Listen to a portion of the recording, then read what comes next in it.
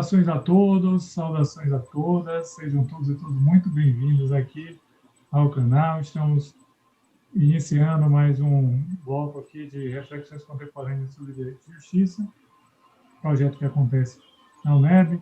Eu sou Matheus Ferreira Bezerra, professor da UNEB, e venho aqui trazer um convidado mais que especial, o professor Rafael Ribeiro, da Universidade Federal do Oeste, da Bahia.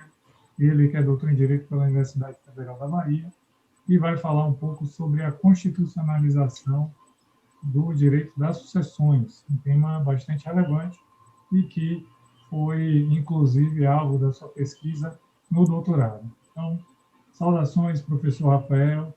É um prazer muito grande tê-lo aqui no Seminário de Reflexões Contemporâneas. Obrigado, Matheus. É um prazer estar aqui com o pessoal da UNEB, um prazer enorme.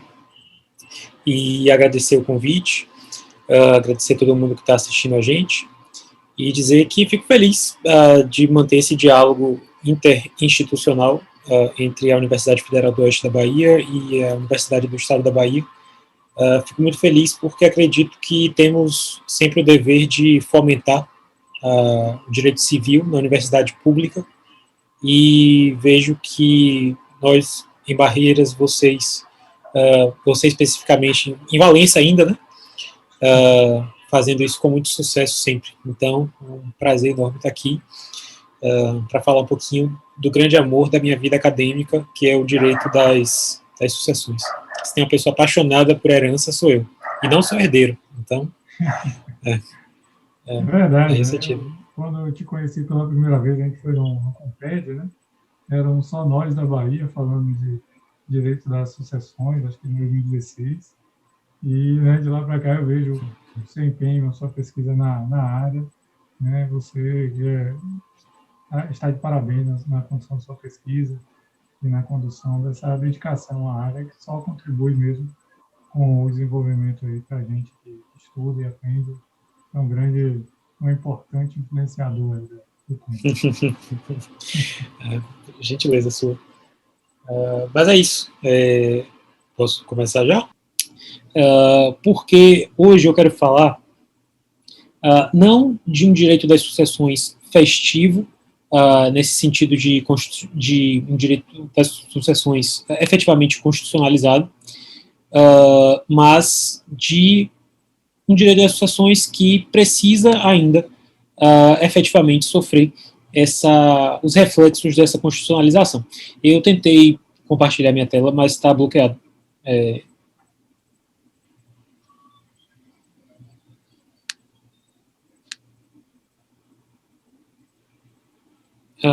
Dá para ver a minha tela? Sim. Então, hoje eu quero falar do fracasso da constitucionalização do direito das sucessões no Código Civil de 2002. A minha tese de doutorado, basicamente hoje eu vou conversar sobre o primeiro capítulo dela, foca justamente isso.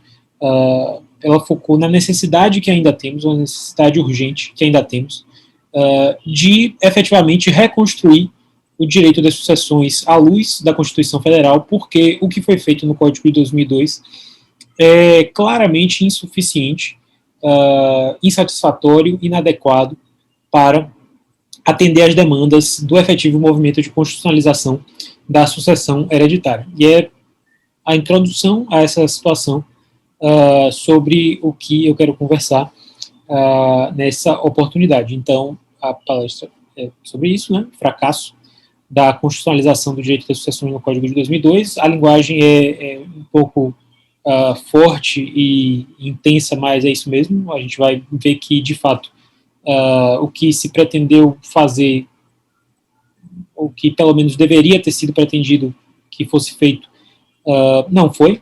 Então, se havia ou deveria haver uma pretensão de fazer algo e que não foi alcançado, então se trata de fato mesmo de um fracasso. Então, é sobre isso que eu quero conversar. Aqui estão minhas qualificações, né, professor, doutor da Universidade Federal do Oeste da Bahia. Então, para começar essa conversa, eu só quero estabelecer dois pressupostos teóricos dos quais eu parto na minha análise. O primeiro que é a ideia de direito civil, entre aspas, tradicional, e aqui eu estou me referindo ao direito civil clássico, ou direito civil liberal burguês, o direito civil oitocentista, muito marcante no século XIX, com influências principalmente da escola francesa, exegética, da escola científica alemã, e que se refletiu de forma bem tradicional, de forma bem intensa no Código Civil de 1916, o Código 16 que foi gestado na virada do século XIX para o século XX, e editado apenas em 1916, né, promulgado apenas em 1916, mas que reflete basicamente os valores predominantes desse direito civil oitocentista, o direito civil do século XIX, que, como consta na tela, são os valores, as características do individualismo, do voluntarismo, do patrimonialismo, do conservadorismo, principalmente conservadorismo em matéria familiar, do formalismo e do abstracionismo. Então, de forma assim bem rápida, né?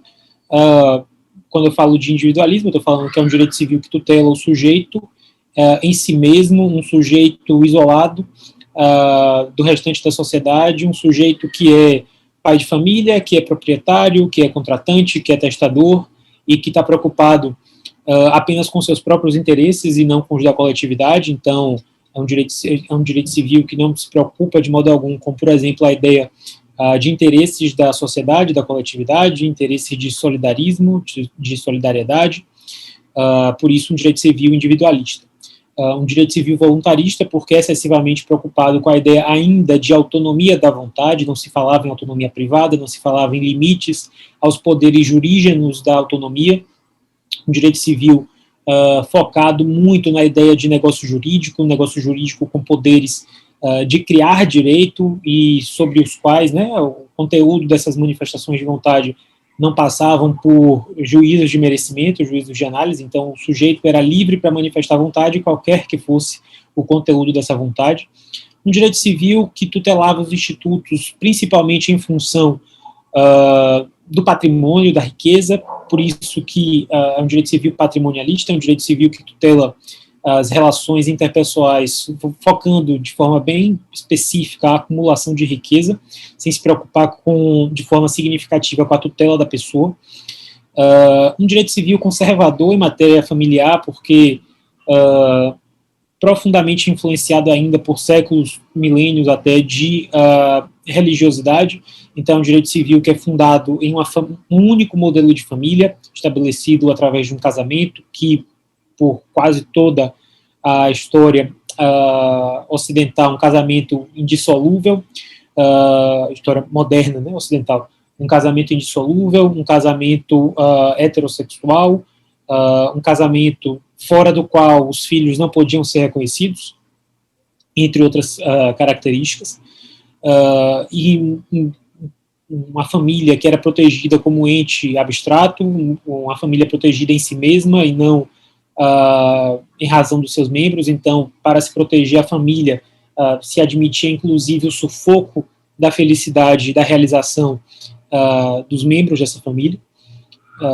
Um direito civil extremamente formal, apegado a formalidades, apegado a solenidades, com rigor para descumprimento de formalidades, e um direito civil que se pretende neutro, universal, aplicável em todas as circunstâncias. Um direito civil fundado, portanto, em abstrações, em conceitos abstratos que se pretendem aplicáveis independentemente das circunstâncias em que as relações jurídicas são travadas. Esse é o direito civil tradicional. Por outro lado, com a passagem do século XIX para o século XX, em especial com a crise do direito civil tradicional na primeira metade do século XX, com o movimento de neoconstitucionalismo, em especial do constitucionalismo pós-Segunda Guerra, marcado de forma assim bem específica na Alemanha, na Itália, no Brasil, pós-redemocratização, a gente fala em um direito civil constitucional, porque é um direito civil que sofreu o efeito da constitucionalização de todo o ordenamento jurídico. Então, é um direito civil que passa a ter não o código como centro de gravidade, mas a Constituição como centro de gravidade. a Constituição deixa de ser apenas, de estar apenas no vértice formal da hierarquia normativa e passa a influenciar toda a construção, reconstrução, interpretação dos institutos clássicos de direito civil. Então, por isso que a gente fala de filtragem constitucional, porque os elementos tradicionais do direito civil, eles são reconstruídos à luz da promoção dos valores constitucionais, eles são reconstruídos justamente para atingir os objetivos propostos pela Constituição.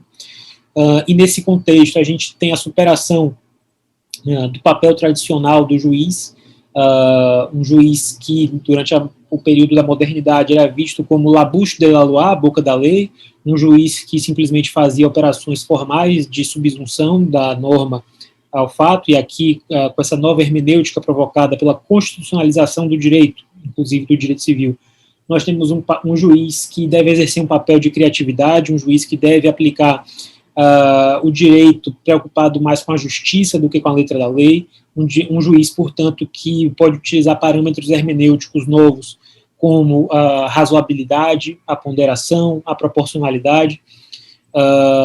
Temos também um direito civil que passa por um fenômeno de despatrimonialização e repersonalização, porque deixa de ser focado exclusivamente na tutela do patrimônio e passa a ser focado na tutela da pessoa. Então, o patrimônio ele é protegido se e enquanto estiver funcionalizado a promoção e a proteção da personalidade humana. E também um direito civil que se preocupa não apenas com a estrutura dos institutos jurídicos, mas também para que eles servem, não apenas como eles são, mas para que eles servem. E isso é importante porque se nós temos uma Constituição que estabelece um projeto de sociedade que exige transformações sociais, exige, por exemplo, redução das desigualdades sociais, os institutos de direito civil devem ser funcionalizados à mudança social que é pregada pela Constituição. Então é isso que nós temos que ter em mente, como o direito tradicional era e como o direito civil constitucional deve ser. A gente vai partir nossa análise dessa observação e vamos ver em seguida que o direito das sucessões, ainda no Código de 2002, é muito mais um direito civil liberal burguês, oitocentista, do que um direito civil efetivamente constitucionalizado. Então, nós temos um direito das sucessões no Código de 2002, que é mais parecido com o século XIX do que com o século XXI. Vamos ver que as características são mais do primeiro direito civil do que do segundo. Então, essa análise passa, primeiro, por uma reflexão crítica sobre o Código Civil de 2002 como um todo. O Código Civil de 2002, hoje, quase 20 anos após a sua promulgação, ele é muito celebrado, de forma até acrítica, muitas vezes, principalmente pelos manuais, como uma resposta legislativa às demandas da Constituição de 88 em relação ao direito civil. Por quê? Porque a Constituição de 88, quando entrou em vigor, ela encontrou no ordenamento jurídico um cenário preocupante, né? Porque foi uma Constituição que veio romper com a situação, o status quo que havia até então de regime repressor, regime ditatorial, regime autoritário, e foi uma Constituição que se propôs, uma Constituição que valorizava, acima de tudo, a pessoa humana, valorizava a solidariedade social, a solidariedade familiar, a solidariedade civil, visava a redução das desigualdades sociais, que busca o respeito ao pluralismo de ideias, de valores. Então, uma Constituição que efetivamente veio romper com o modelo jurídico que vigorava até então. E essa Constituição inovadora e transformadora da sociedade encontrou no direito civil um código editado mais de 70 anos antes e que foi gerido quase 90 anos antes, né? Foi pensado originalmente quase 90 anos antes, que era o Código de 16. E isso foi muito problemático porque a regulamentação dos institutos civis do Código de 16, por mais que tenham sofrido alterações com legislação reformadora posterior, o Código de 16 como um todo foi um código gestado ainda no final do século XIX e que, portanto, atendia à realidade social do século XIX. Então, o Brasil ainda era profundamente marcado por uma economia e uma sociedade ainda muito agrárias, uma economia e uma sociedade ainda muito marcadas, uma economia fundada na riqueza imobiliária, uma sociedade fundada com a família fundada no casamento heterossexual, originalmente indissolúvel. Em 88 já havia a possibilidade do divórcio, mas ainda era muito recente, só em 77 que houve a emenda e depois a lei do divórcio, então era muito recente ainda essa nova situação no Brasil, em 88. Então, a Constituição de 88 veio promover esses valores inovadores, esses valores de proteção à pessoa humana, e encontrou um direito civil focado, entre outras coisas, principalmente na proteção do patrimônio. Um direito civil que, estruturado para outro modelo de sociedade, outro modelo de família, outro modelo de economia, não poderia trazer as respostas necessárias para as demandas que havia no início do século, no final do século XX e início do século XXI. Um Código Civil com todas aquelas características do direito civil tradicional, um Código Civil patrimonialista, voluntarista, individualista, conservador, formalista, abstracionista, ou seja, um Código Civil do século XIX, e que era insuficiente para atender às demandas que surgiram com a Constituição de 88. Então, naquilo que a gente pode chamar de dimensão formal da constitucionalização do direito, só uma pausa. Quando eu falo de dimensão formal da constitucionalização do direito civil, eu estou falando de dois sentidos distintos. Primeiro, quando institutos clássicos de direito civil são previstos no texto constitucional. Então, por um lado, temos, por exemplo, na Constituição, a previsão da propriedade, a previsão de proteção à honra, à intimidade, à vida privada, nome, proteção à herança, proteção à família, e assim por diante, proteção à livre iniciativa também. Então, temos a constitucionalização formal de institutos tradicionais do direito infraconstitucional, mas também temos a reformulação do direito infraconstitucional para atender às demandas do texto constitucional. Então, eu estou falando aqui especificamente dessa dimensão formal, no sentido de que o direito infraconstitucional era insuficiente para atender às demandas da Constituição e, portanto, precisava ser reformulado, ser reconstruído, ser reeditado, o que exigia trabalho tanto da doutrina, tanto da jurisprudência, mas principalmente do legislador. E o legislador atendeu a essa demanda da dimensão formal da constitucionalização do direito civil, editando um novo Código Civil, que foi o Código Civil de 2002, já no início do século XXI. Só que, ao contrário da celebração à crítica do Código de 2002, a gente tem que analisar criticamente para ele. E o Código Civil de 2002, a verdade é que ele já nasceu duplamente velho. O Código Civil de 2002, ele nasceu velho tanto em termos cronológicos quanto em termos axiológicos. Por quê? Por que cronologicamente velho? Porque apesar de editado em 2002, o Código Civil,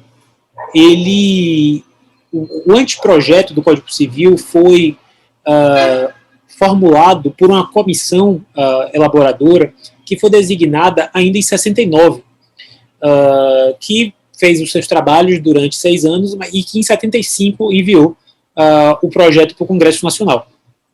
Então, apesar de editado em 2002, o projeto de código ele é do início da década de 70.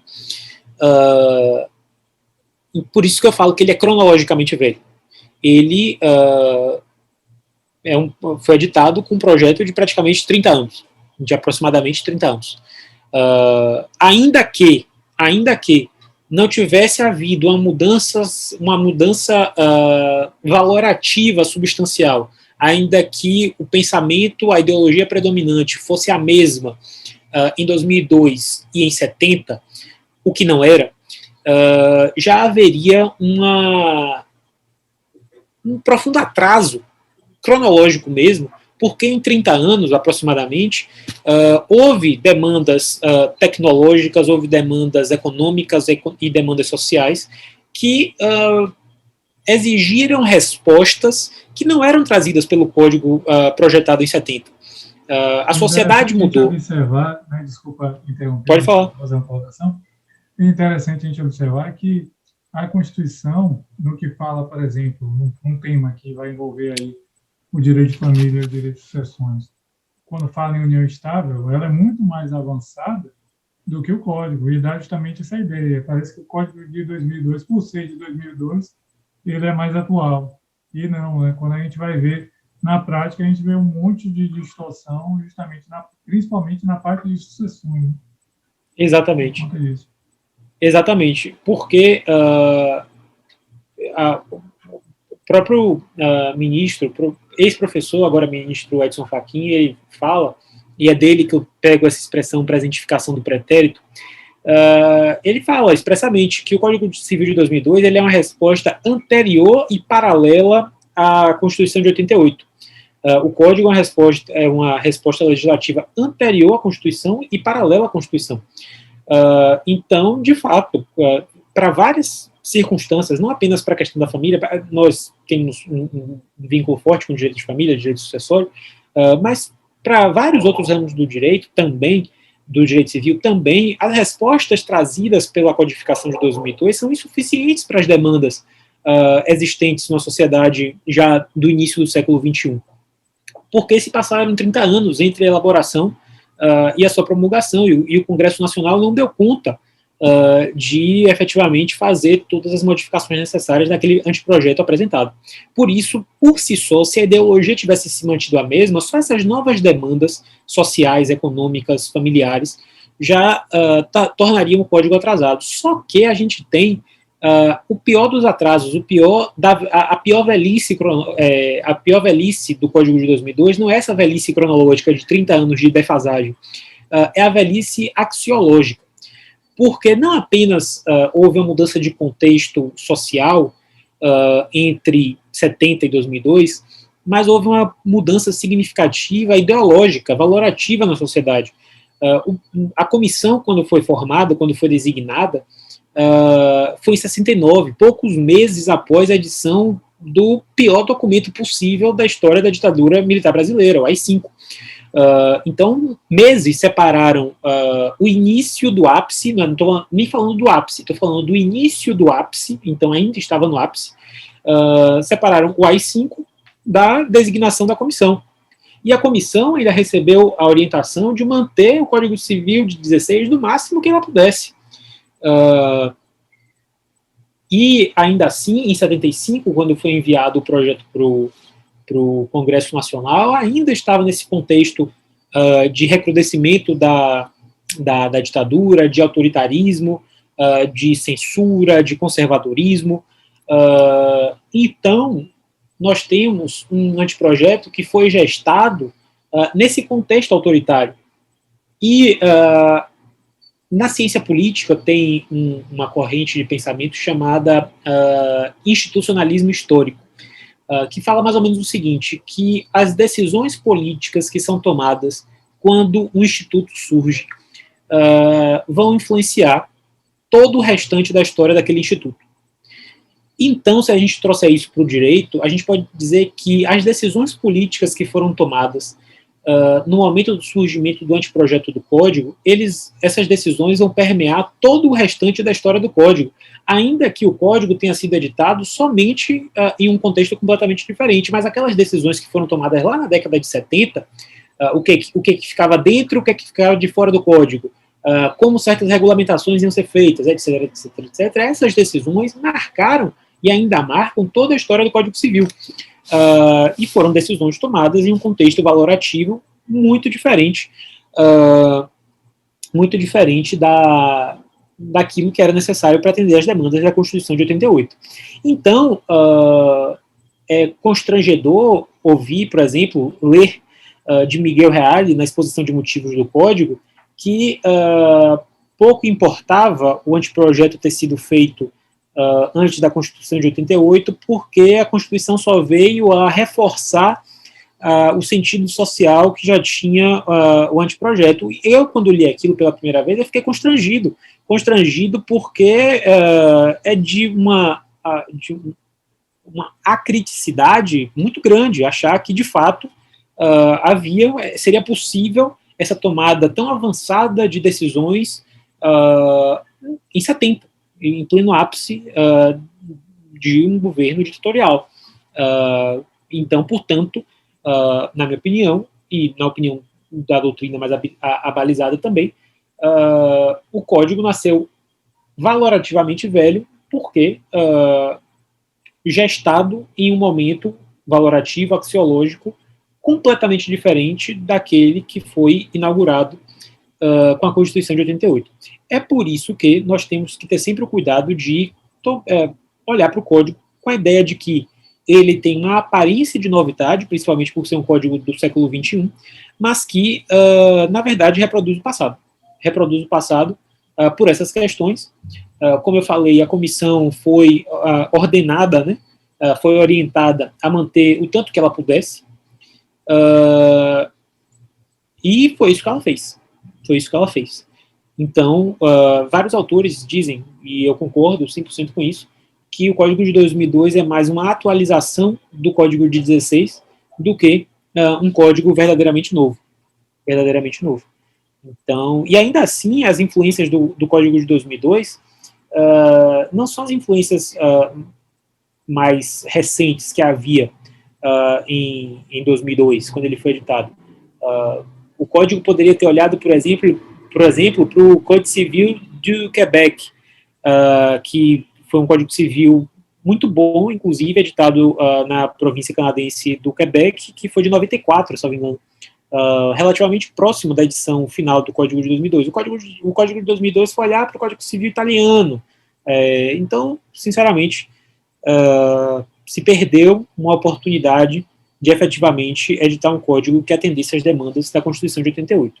E é por isso que, quando a gente olha para o livro 5 da parte especial do Código Civil de 2002, ou seja, para o livro do direito das sucessões, nós vemos um direito das sucessões que é oitocentista, um direito das sucessões do século XXI, mas que repete uma ideia de sistema de código do século XIX.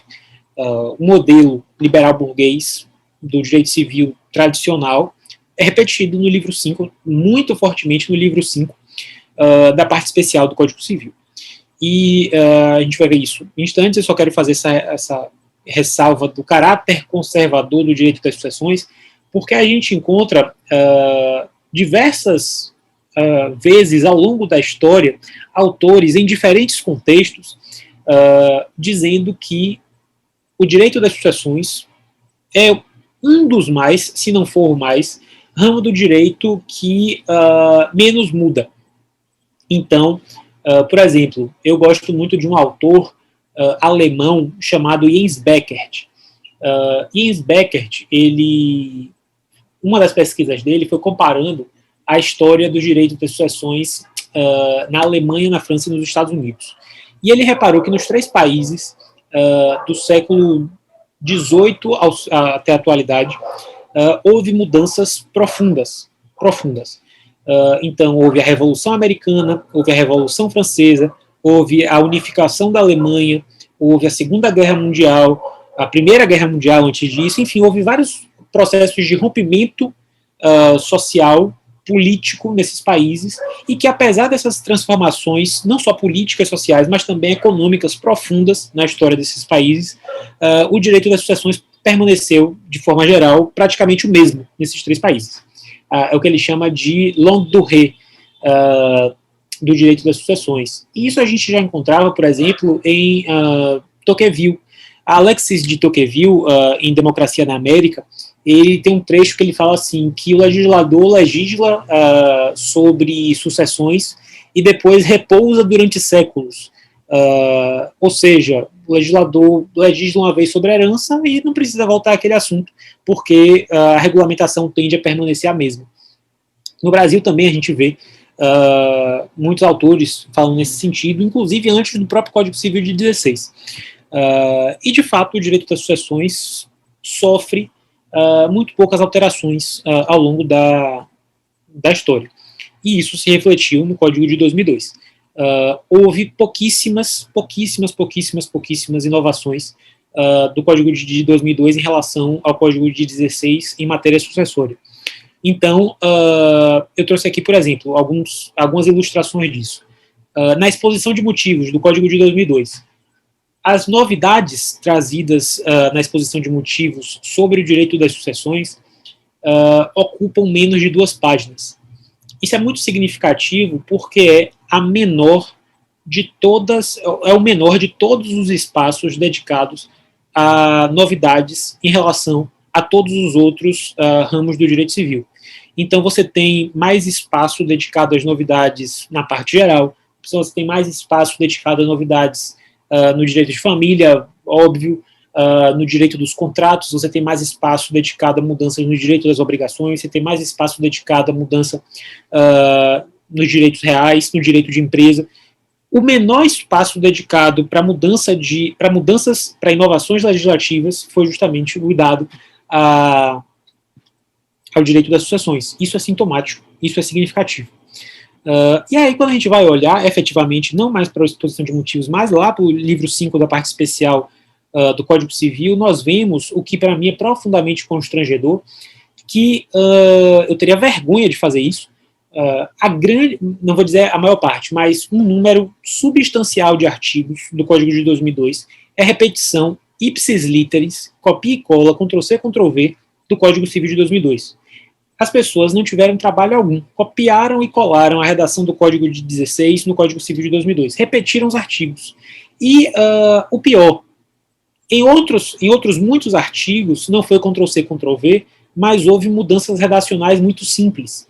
Então, eu posso falar aqui, por exemplo, que em relação ao codicilo, né, o Código de 16 falava disposições não muito valiosas. E aí o Código de 2002 traz a mesma redação, apenas muda para disposições de pouco valor. Mudanças nesse sentido. Ou então você tem regulamentações que no Código 16 estavam em 3 artigos e que são juntadas e colocadas em um artigo apenas no Código de 2002. Ou às vezes o contrário, uma disposição que estava em um artigo no Código de 16 que são trazidas em 2 ou 3 artigos no Código de 2002. Ou seja, modificações redacionais mínimas, apenas de estilo, apenas de organização, mas nenhuma mudança substancial nessas alterações. Você tem trechos inteiros do código que permanecem com exatamente a mesma regulamentação, sem mudar nada na natureza da regulamentação de determinados institutos do direito das sucessões. Então você tem, por exemplo, que a regulamentação da indignidade é praticamente a mesma, da exclusão por indignidade, a regulamentação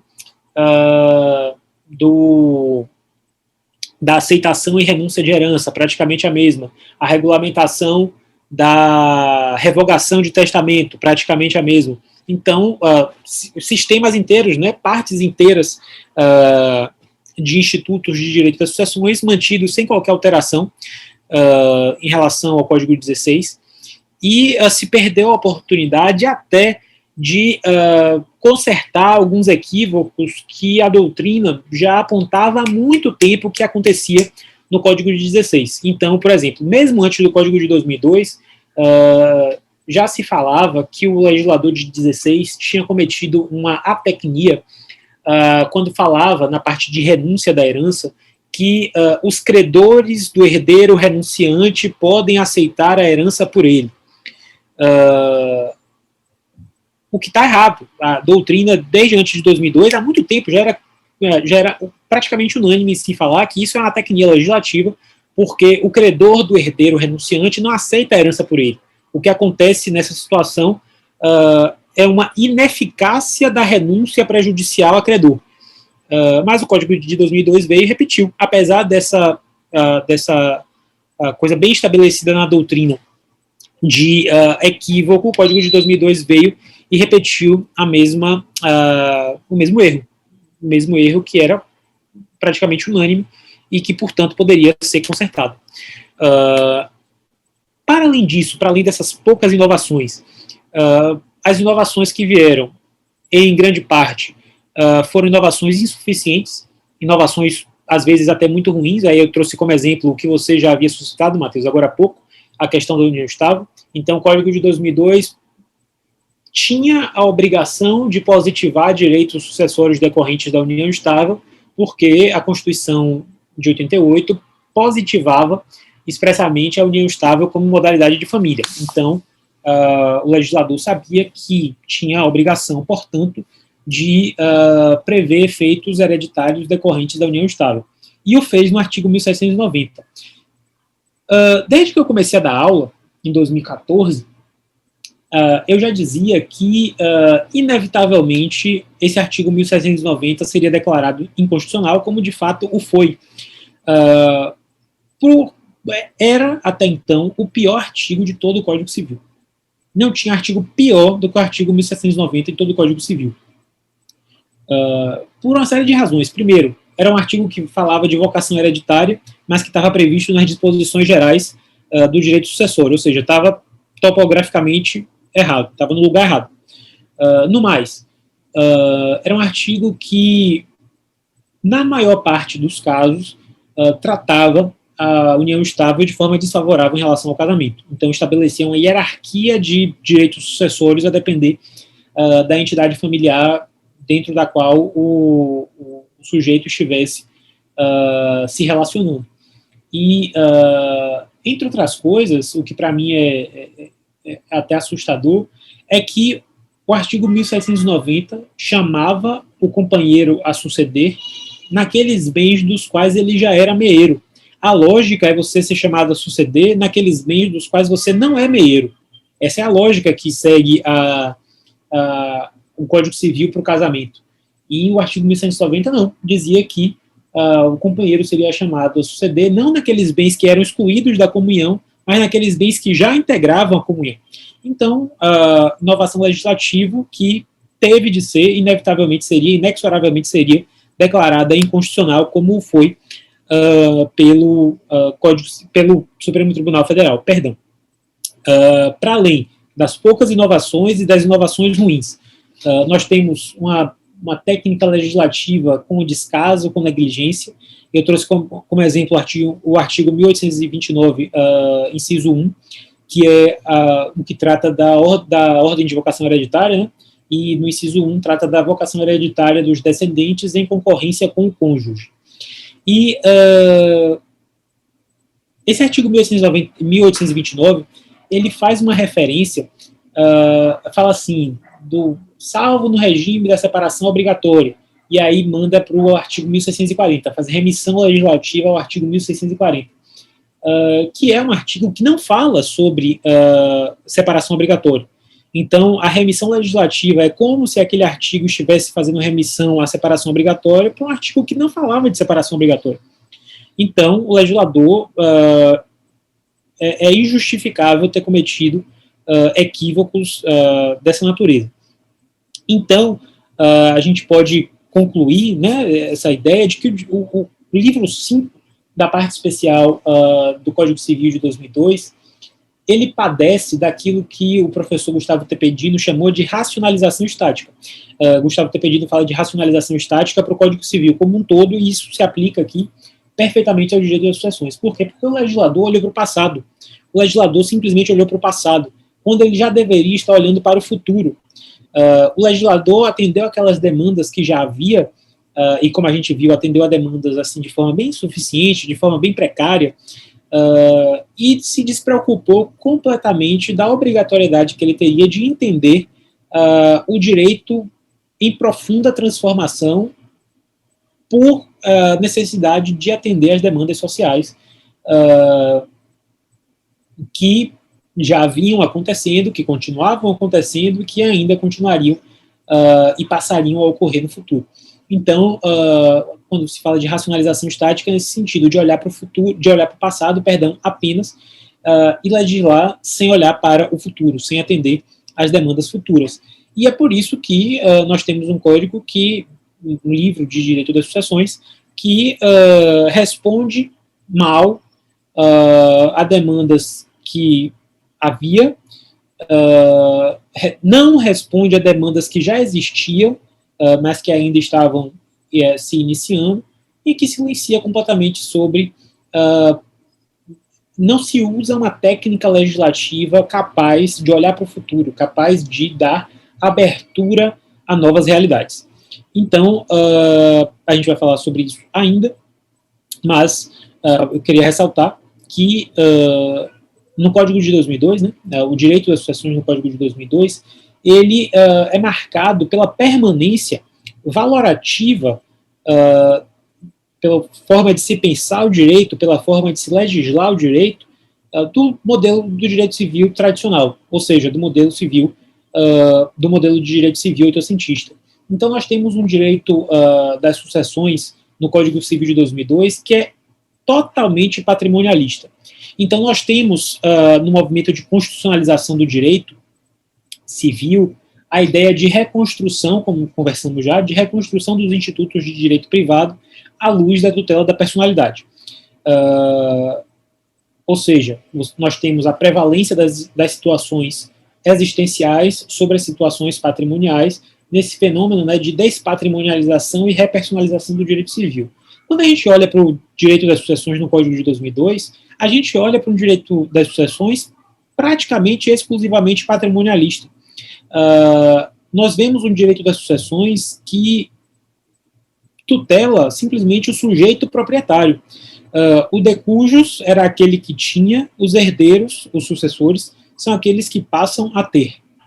A propriedade transmitida a causa-mortis, ou seja, a herança em sentido objetivo, ela é tutelada, basicamente é regulamentada como um fim em si mesmo. Não se fala no Código, e não se trata no Código, nem implicitamente, da tutela da herança como um mecanismo de proteção e promoção da personalidade dos sujeitos do fenômeno hereditário, ou seja, do sujeito que está morrendo, do sucedido, e do sujeito que está recebendo o patrimônio hereditário, os sucessores. Então, você tem até algumas referências a situações existenciais no Código de 2002, como, por exemplo, a possibilidade de se fazer disposição testamentária de caráter existencial. Já se discutia isso na vigência do Código de 16, o Código de 2002 veio e previu expressamente a possibilidade de cláusulas extrapatrimoniais no testamento. Só que isso é muito pouco para se dizer que houve efetivamente uma repersonalização e despatrimonialização do direito civil, do direito das sucessões. Nós temos um problema muito grave, que apesar de haver a previsão dessas disposições de caráter existencial, nós não temos nenhum mecanismo de assegurar que elas vão ser observadas, que vão ser respeitadas. Então, o sujeito ele tem a possibilidade, por exemplo, de fazer disposições sobre o próprio enterro, ou então de fazer legados ou disposições testamentárias em benefício da própria alma, ou seja, fazer doações para instituições religiosas, por exemplo. E, apesar disso, você não tem nenhuma resposta legislativa para o que vai acontecer se essas disposições de caráter extrapatrimonial forem descumpridas. O que é muito problemático, a meu ver, porque aqui a gente está falando de duas disposições de caráter extrapatrimonial que têm natureza de direito fundamental, que é o direito de disposição do próprio corpo, disposições sobre o enterro, e o direito à liberdade de crença, a liberdade religiosa, que são as disposições pela própria alma. Então, você tem dois direitos fundamentais aí, exercidos, aplicáveis ao direito das sucessões, exercidos por meio de disposição testamentária, cujo descumprimento, se ocorrer, você não tem nenhuma possibilidade de assegurar qualquer sanção ou de assegurar o cumprimento efetivo dessas cláusulas. Você não atribui a ninguém, tudo bem, ao testamenteiro, mas se o testamenteiro não zelar pelo cumprimento dessas cláusulas extrapatrimoniais, qual é a sanção que ele vai ter? Nenhuma. Qual é a obrigatoriedade que ele tem? Nenhuma. O testamenteiro, hoje a gente entende o testamenteiro como responsável pelo pagamento dos legados e dos quinhões, apenas. Então, falta essa tutela efetiva, verdadeira, as cláusulas de natureza existencial do testamento. E mais, repito, esse é um problema, mas o problema maior é se enxergar a tutela da herança como tutela do patrimônio hereditário, tutela da transmissão de patrimônio causa-mortes, quando, na verdade, a gente tinha que estar pensando na herança como mecanismo funcionalizado à promoção da personalidade, promoção e proteção da personalidade, tanto do sucedido quanto do sucessor. Então, temos um direito das sucessões ainda muito patrimonialista. Temos um direito das sucessões completamente individualista, porque você tem, você olha para o direito à sucessão legítima e você pensa que a pessoa cujos interesses são tutelados com essa sucessão é o herdeiro. E você olha para a sucessão testamentária e você pensa que a pessoa cujos interesses são tutelados com a sucessão testamentária é o testador. Ou seja, você pensa e o Código trata dos dois títulos de vocação hereditária focado exclusivamente na figura do sujeito, do indivíduo, dos interesses do indivíduo, sem se preocupar em conciliar a herança, e aqui falo herança em sentido amplo, com as demandas da coletividade. Quais são os interesses da coletividade que são tutelados quando a herança é prevista, inclusive como direito fundamental. Então você tem diversos estudos, principalmente do pessoal da economia e do direito tributário, isso se faz muito pouco em direito civil, é uma pena, mas você tem uma produção legislativa significativa falando de como a herança contribui para a concentração de riquezas, como a herança é um fator fundamental para a concentração de riqueza nas sociedades. E o que vai na contramão do mandamento constitucional de redução das desigualdades sociais. Você tem um Instituto de Direito Civil, que você tem produção doutrinária farta, dizendo que contribui para a concentração de riqueza, e o que vai completamente na contramão do mandamento constitucional de redução da concentração de riqueza. E o Código Civil não se preocupa em reconstruir a herança, conciliando o interesse dos sujeitos do fenômeno hereditário com os interesses da coletividade. É por isso que é uma pena que a gente esteja tão acostumado a falar em função social da propriedade, em função social do contrato, função social da empresa, e não se fala em função social da herança. Então, é uma pena verdadeira, assim, algo que, para mim, é de uma tristeza muito significativa. Nós temos o direito das sucessões, que é altamente voluntarista, é um direito das sucessões que, no Código de 2002, se disse que se tentou mudar a ideia de prevalência da sucessão testamentária sobre a legítima. Então, o que se fez, o que se disse que se tentou fazer no Código de 2002 foi dizer que a sucessão legítima teria prevalência, teria mais prestígio do que a sucessão testamentária, só que, na prática, isso não acontece. Na prática, isso não acontece porque, se você observar no título que fala de sucessão legítima, você tem 28 artigos divididos em 3 capítulos, e no título que fala de sucessão testamentária, você tem 130 artigos, mais ou menos, divididos em impressionantes 14 capítulos. Ou seja, você tem 28 artigos para falar de sucessão legítima e 130 artigos para falar de sucessão testamentária. Então, o legislador até pode ter dito que tentou priorizar a sucessão legítima, mas se você olhar efetivamente para o trabalho que foi feito, você vai ver que o legislador passa muito mais tempo falando da manifestação de última vontade do que da sucessão legítima em si. E mais, para além dessa questão meramente de número de artigos, de profundidade da regulamentação, etc., etc., etc., você tem um problema muito grave, que é a total omissão legislativa em relação ao conteúdo do testamento. Você tem muita preocupação com as formalidades do testamento, com a eficácia do testamento, com a revogação do testamento, e você tem quase nenhuma, você tem alguma, mas quase nenhuma preocupação com o conteúdo do testamento.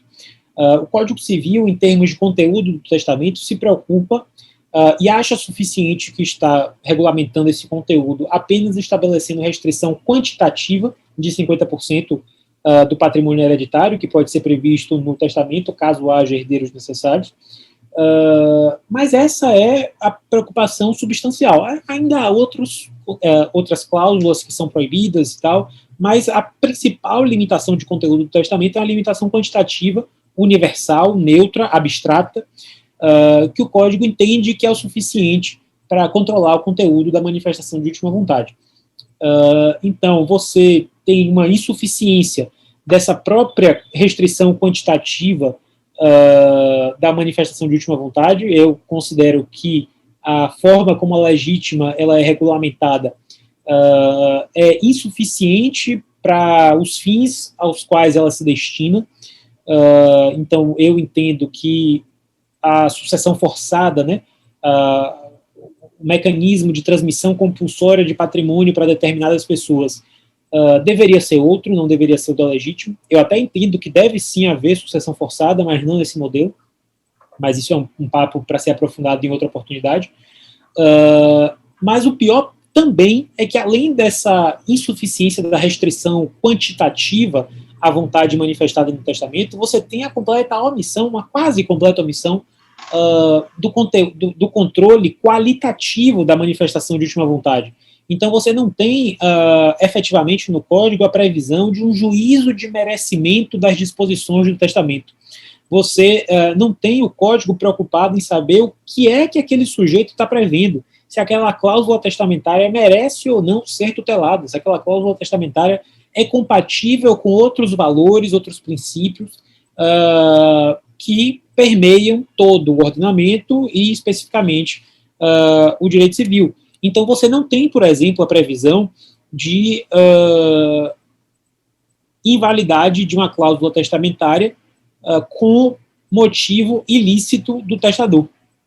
Se vocês observarem, olharem a regulamentação do Código e lá da parte geral, né, das invalidades do negócio jurídico, vocês vão ver que não existe a possibilidade no Código, só no Código como sistema fechado, que ele não deveria ser encarado, mas alguns encaram equivocadamente, na minha opinião.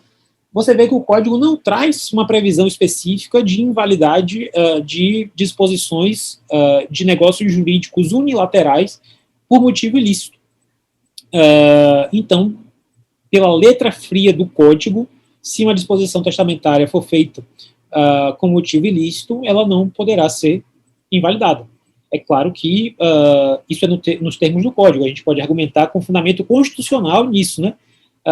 Nessa questão de juízo de valor à luz da Constituição das disposições testamentárias, mas o ponto todo é que no Código Civil isso não é previsto, o que é uma omissão legislativa significativa. No mais, nós temos um direito das sucessões extremamente conservador em matéria de direito de família, em matéria familiar. Então, só para vocês imaginarem, o anteprojeto original previa tratamento sucessório diferente para os filhos, a depender da origem da filiação, o que é justificável considerando que o anteprojeto foi finalizado em 75 e a lei que previu igualdade absoluta de tratamento sucessório entre os filhos foi a lei do divórcio, que somente veio em 77. E aí a Constituição veio e consagrou, lá no artigo 227, parágrafo 6º, o princípio da isonomia entre filhos, né, proibindo efetivamente o tratamento sucessório, entre outras coisas, desigual. Mas o anteprojeto original previa tratamento sucessório desigual. Aí vocês vão lembrar naquilo que eu falei, decisões políticas que foram tomadas no início de uma instituição vão permear essa instituição por toda a sua história. Mas a gente tem conservadorismo em matéria familiar ainda hoje presente em vários outros esquemas. Por exemplo, o tratamento distinto que o Código dá, ou pelo menos dava até a declaração de inconstitucionalidade do artigo 1790, entre entidades familiares, um tratamento que, em regra, é mais benéfico para o casamento do que para a união estável. Você tem a família ainda sendo tutelada como ente em si mesmo. Então, o Código prevê, salvo engano, no artigo 1801, inciso 3, o Código proíbe a disposição testamentária em favor do concubino do testador casado. E aí você se pergunta por que o sujeito não pode fazer uma disposição testamentária em favor da sua amante ou do seu amante? E aí a resposta doutrinária é sempre a mesma: proteção à família. E eu digo isso por conhecimento de causa, porque eu fiz a proposta de enunciado em jornada de direito civil para revogação desse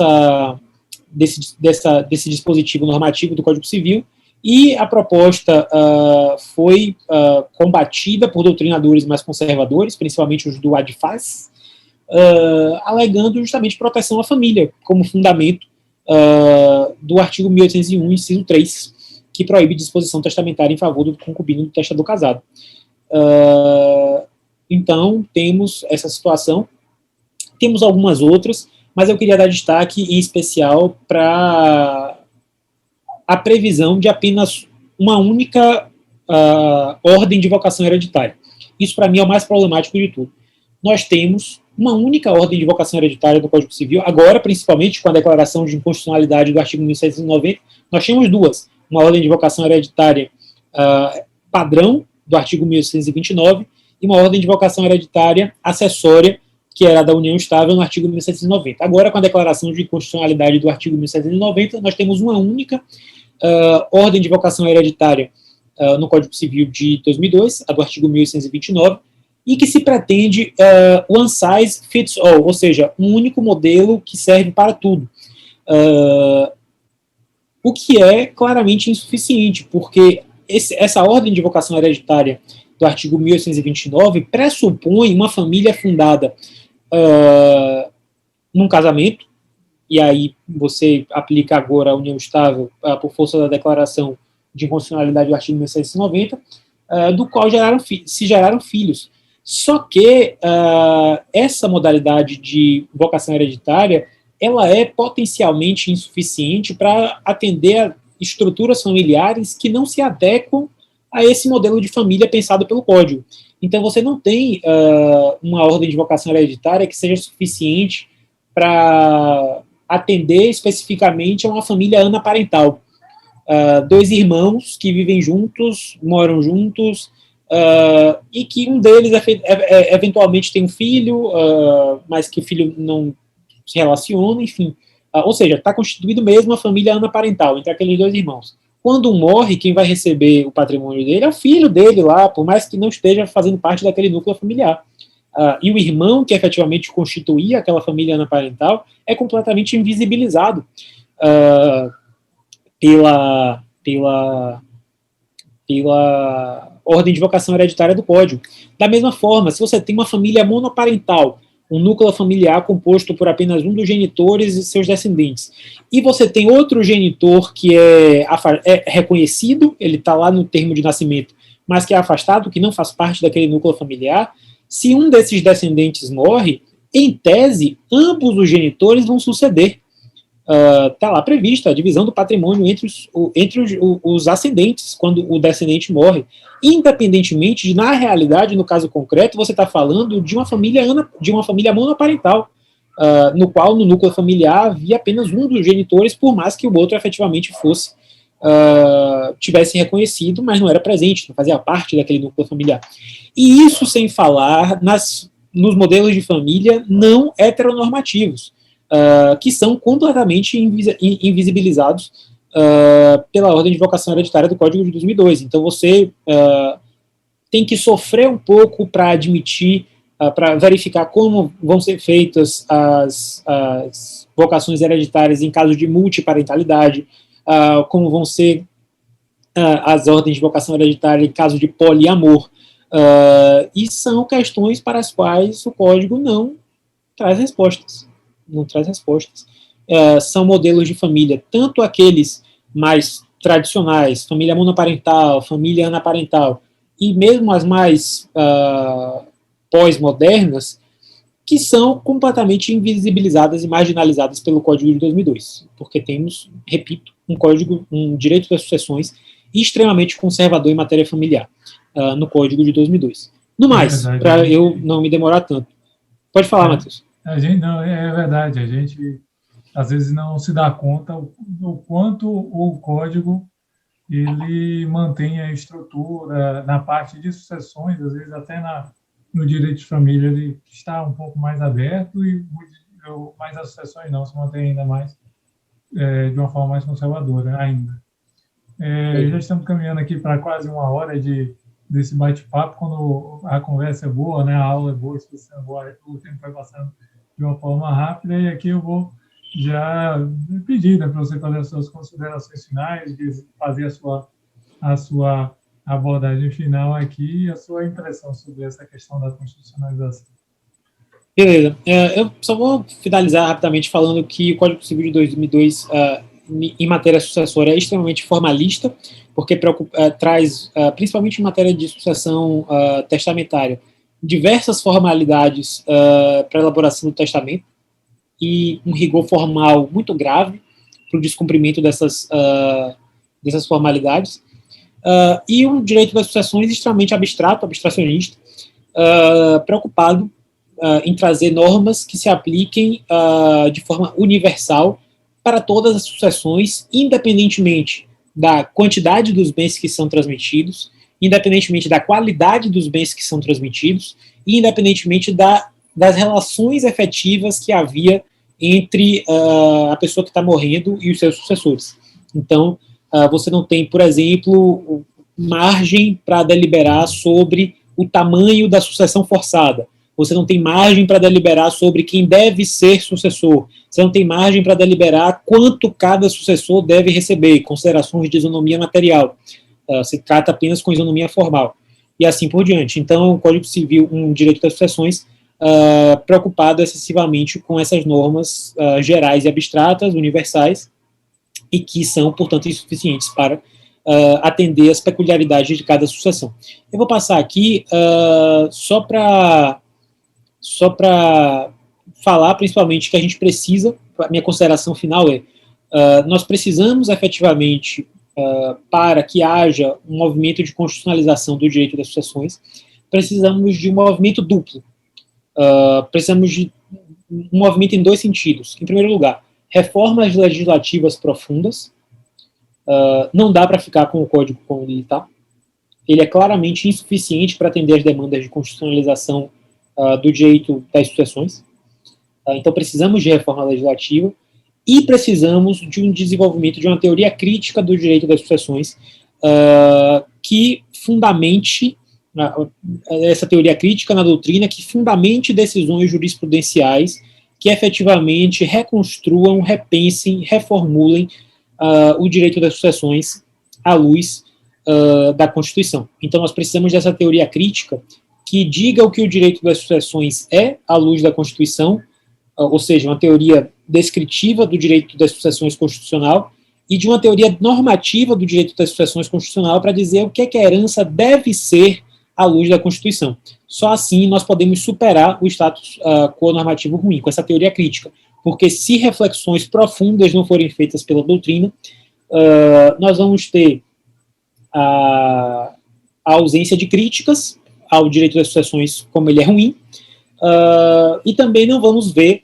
possibilidades concretas, viáveis, de alteração. Então, se nós não criticamos e não propomos alterações, nós perpetuamos o status quo normativo ruim. E aí precisamos efetivamente fazer uma filtragem constitucional, uma reconstrução à luz da Constituição da herança e dos sujeitos do fenômeno sucessório. Então, resumidamente é isso. Eu falei demais, falaria ainda mais aqui, mais uma hora, mas voltarei em outra oportunidade para o NEB para a gente continuar essa conversa. Então, só tenho a lhe agradecer, Matheus, pela oportunidade.